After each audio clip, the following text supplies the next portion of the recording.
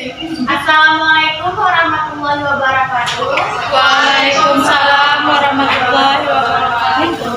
Kami dari kelompok 3 ini mempresentasikan tentang tema. Perkenalkan, nama saya Fitri Ramadhani MS. Nama saya Intan Purnama Dewi. Nama saya Anasia. Nama saya Triana Dewi. Dan definisi menyimak akan dijelaskan oleh Intan Purnama Dewi. Nah, di sini saya akan menjelaskan mengenai definisi menyimak. Yang pertama itu definisi menyimak menurut Tarigan. Nah, menyimak adalah suatu proses kegiatan mendengarkan lambang-lambang lisan dengan penuh perhatian. Kemudian pemahaman, apresiasi, interpretasi untuk memperoleh informasi. Kemudian menangkap isi cerita dan memahami makna komunikasi tanpa yang tidak disampaikan oleh pembicara secara lisan. Nah, kemudian di sini menurut Underwood, menyimak itu adalah suatu kegiatan mendengar, kemudian memahami, menangkap, dan kita mengetahui dari isi apa yang disampaikan oleh materi. Jadi di sini dapat kita simpulkan bahwa menyimak itu bukan hanya sekedar mendengar. Orang yang mendengar belum tentu menyimak, tapi orang yang menyimak sudah pasti mendengar. Nah, dalam kegiatan menyimak, setelah proses penerimaan bunyi, di sini terjadi aktivitas mental, yang mana aktivitas mental sendiri adalah proses pembentukan pemahaman, kemudian proses pemanfaatan, dan proses pemahaman dalam ingatan jangka panjang. Jadi saat kita menyimak pembicaraan orang lain, pasti otomatis kita akan menangkap isi dari pembicaraan orang lain. Kita mengetahui makna apa yang disampaikan oleh orang lain. Selanjutnya itu ada tahapan dalam proses menyimak. Yang pertama itu ada isolasi atau memisahkan. Pada tahap ini kita itu mencatat aspek individual, kata lisan, dan memisahkan bunyi, ide, dan fakta. Terus yang kedua itu ada identifikasi. Pada tahap identifikasi ini kita mampu mendata, mencatat, dan menulis apa yang sedang dibicarakan yang menurut kita tuh yang kita anggap penting. Terus yang ketiga ada integrasi. Pada tahap integrasi ini kita bisa menyesuaikan sesuatu yang sudah kita ketahui sebelumnya dengan sesuatu yang kita ketahui pada saat ini. Jadi kita bisa menyatukan informasi yang sebelumnya dan yang sesudahnya. Terus yang keempat ada infeksi. Pada tahap ini dia memiliki kesamaan dengan tahap integrasi. Cuman kalau pada tahap infeksi ini kita dituntut untuk lebih mampu menilai dan memeriksa kembali informasi apa yang kita dapatkan. Terus yang terakhir itu ada interpretasi. Pada tahap ini kita mengevaluasi apa yang kita dengar, dan pada tahapan ini juga kita berhak memberi pendapat. Selanjutnya ada jenis menyimak. Yang pertama ada menyimak ekstensif. Menyimak ekstensif itu adalah kegiatan yang berhubungan dengan hal-hal umum. Misalnya tidak perlu mendengar umum. Misalnya menyimak televisi, radio, dan juga rekaman suara. Yang kedua ada menyimak intensif. Menyimak intensif itu adalah menyimak jarak jauh. Ini perlu pengawasan dan juga perlu dikontrol. Yang ketiga ada menyimak sosial. Menyimak sosial berlangsung dalam situasi sosial, misalnya menyimak percakapan masyarakat yang menurutnya menarik. Selanjutnya ada menyimak sekunder. Menyimak sekunder merupakan kegiatan menyimak secara kebetulan, misalnya menyimak lagu dan menyimak tari-tarian rakyat. Yang kelima ada menyimak estetik. Menyimak estetik mencakup dua. Yang pertama menyimak radio dan televisi, menyimak puisi melalui radio dan televisi, atau menyimak puisi melalui guru. Yang keenam ada menyimak kritis. Menyimak kritis yaitu memperoleh suatu kebenaran informasi dari semua informasi yang diberikan oleh guru mata pelajaran. Nomor 7 ada menyimak konsentrasi. Menyimak konsentrasi merupakan menyimak jenis telaah untuk mengikuti petunjuk, ide, dan fakta penting. Yang kedelapan ada menyimak kreatif. Menyimak kreatif merupakan menyimak yang mengakibatkan siswa berimajinasi atas apa yang didengarnya. Yang kesembilan ada menyimak interrogatif, yang menyimak yang menuntun siswa untuk berpikir, konsentrasi, dan juga menimbulkan pertanyaan. Yang ke-10 ada menyimak pasif. Menyimak pasif merupakan menyimak dalam penyerapan bahasa yang secara tidak langsung dapat dikuasainya. Misalnya, anak dapat mengucapkan kata pertamanya seperti mama dan papa. Yang terakhir ada menyimak selektif, yaitu menyimak yang sangat ada hubungannya dengan menyimak pasif, karena di sini anak harus menyeleksi dan menerima kata-kata baru. Selanjutnya ada tujuan menyimak. Tujuan menyimak yang pertama yaitu mendapatkan fakta. Fakta dapat diperoleh dengan menggunakan berbagai cara, misalnya membaca, menonton, dan mendengar ceramah. Yang kedua ada menganalisis fakta. Tujuan lain menyimak adalah menganalisis fakta adalah proses penafsiran fakta-fakta atau informasi sampai pada tingkat sebab dan akibat. Yang ketiga, mengevaluasi fakta. Mengevaluasi fakta atau gagasan merupakan tujuan menyimak yang ketiga. Dan yang keempat, mendapatkan inspirasi, di mana saat kita mendengarkan musik atau menonton atau mendengarkan ceramah, kita bisa mendapatkan inspirasi. Yang keempat, yang kelima ada mendapatkan hiburan, di mana saat kita menonton komedi kita bisa terhibur. Yang keenam, memperbaiki kemampuan berbicara. Untuk memperbaiki kemampuan berbicara, kita harus mempelajari cara berkomunikasi dan mengetahui bahwa apa yang boleh dan tidak boleh diucapkan kepada pendengar.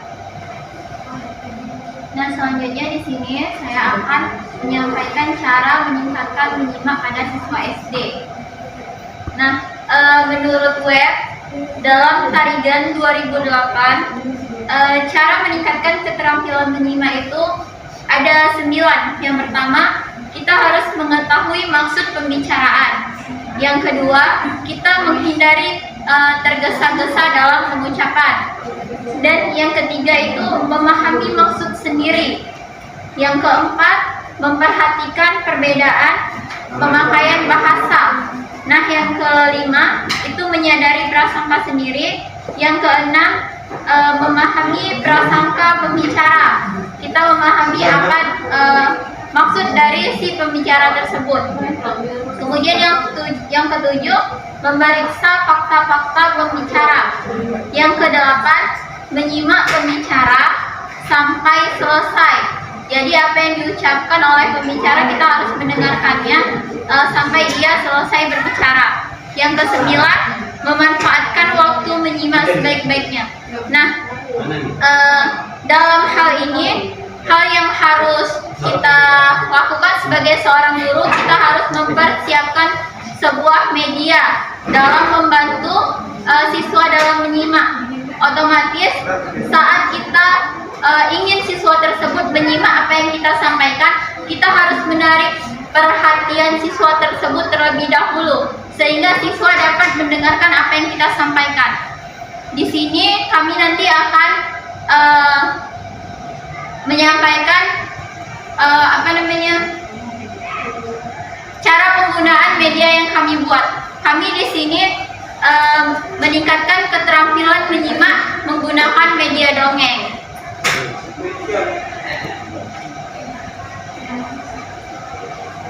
Sekian presentasi dari kami. Apakah dari teman-teman sekalian ada yang ingin bertanya? Kami berikan kesempatan kepada 2 orang untuk bertanya. Saya dari kelompok 7, Erna Lydia, ingin bertanya kepada kelompok 3. Dari 11 jenis menyimak yang telah kalian sebutkan tadi, jenis menyimak yang mana sih yang lebih cocok digunakan untuk kelas tinggi dan lebih relevan untuk diterapkan? Sekian. Assalamualaikum warahmatullahi wabarakatuh. Saya Aden Abang Anda dari kelompok 4 ingin bertanya. hal-hal apakah yang perlu dihindari agar menyimak dengan baik? Saya Fitri Rahmadani FS ingin menjawab pertanyaan dari Adan Amalanda. Pertanyaannya itu, hal-hal apakah yang perlu dihindari agar menyimak dengan baik? Jawabannya yang pertama itu, kebiasaan menyimak tertutup dan melompat-lompat. Terus yang kedua ada menyimak dengan cara hanya mengambil fakta-faktanya saja. Yang ketiga ada kebiasaan menyimak dengan cara yang mau menyimak di bagian-bagian tertentu saja. Yang keempat ada kebiasaan menyimak dengan perasaan yang mudah tersinggung. Dan yang kelima ada menyimak dengan menghindari diri dari uraian-uraian yang sukar. Apakah bisa diterima oleh nama-nama? Terima kasih.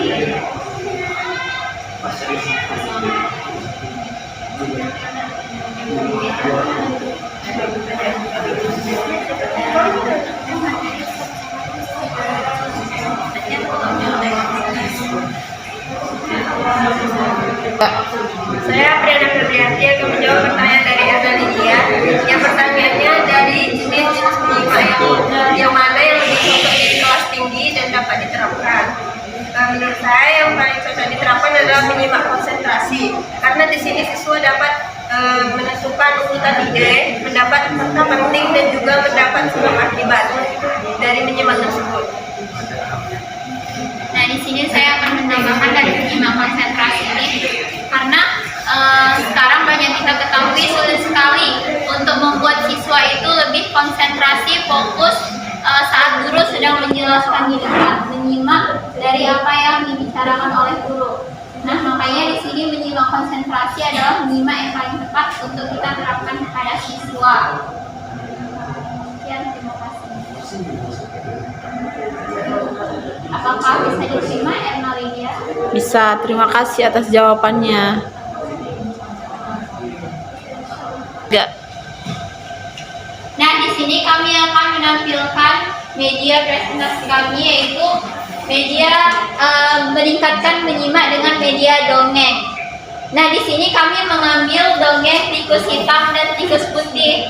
Mereka ini bersahabat. Jadi, kami berharap para siswa dapat mendengarkan apa yang Ibu sampaikan ya.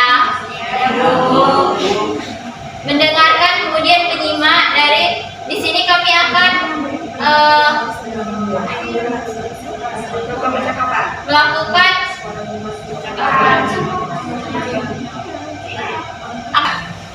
nah di sini kami akan bermain peran dengan media yang sudah kami buat ini.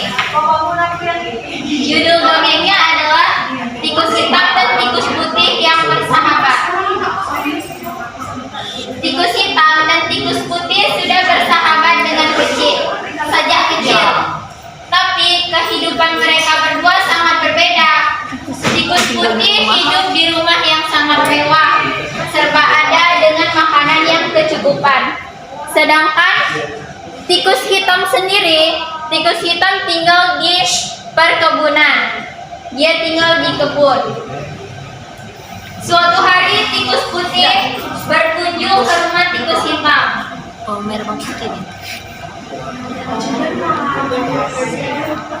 Tikus putih berkunjung ke rumah tikus hitam. Tikus putih pun berkata, "Kawan, mengapa kau harus repot-repot menanam di ladang?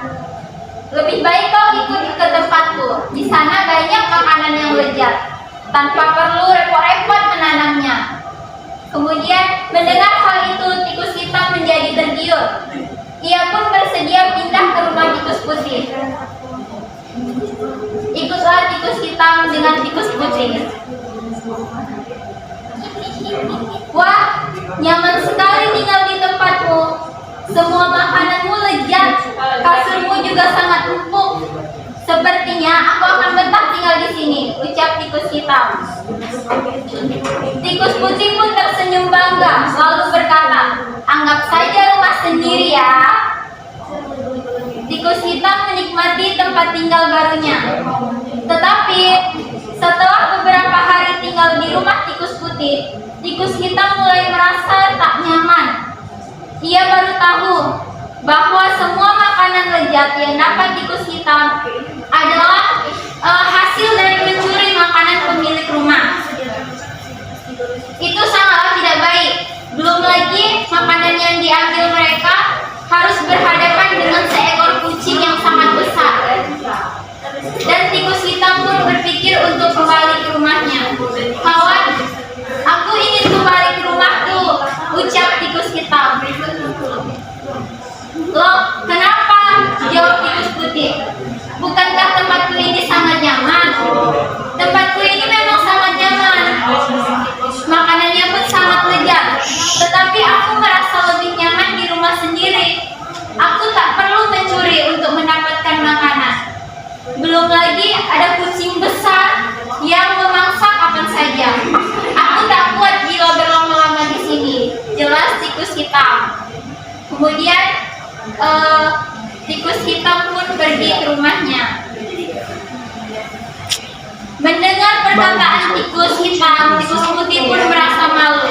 Memang paling nyaman tinggal di rumah sendiri. Apalagi jika mencari makanan dengan hasil mencuri, pasti akan terasa tidak damai. Tikus hitam pun kembali ke rumah dan berada di ladang. Ia melanjutkan kehidupannya yang dulu.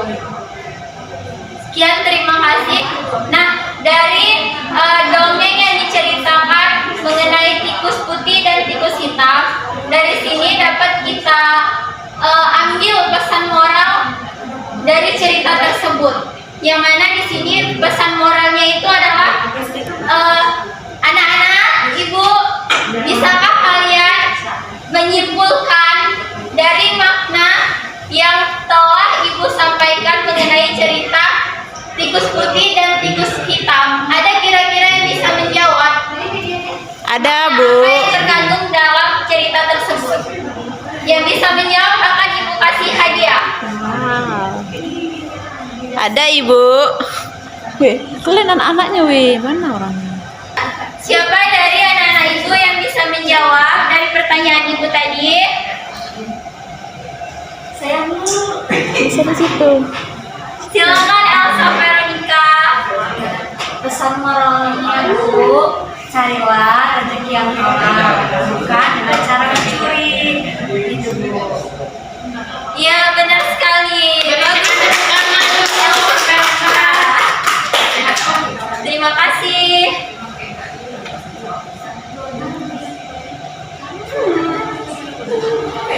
Sekian presentasi dari kelompok kami. Kami mohon maaf apabila ada kekurangan atau kesalahan kata. Kami akhiri dengan assalamualaikum.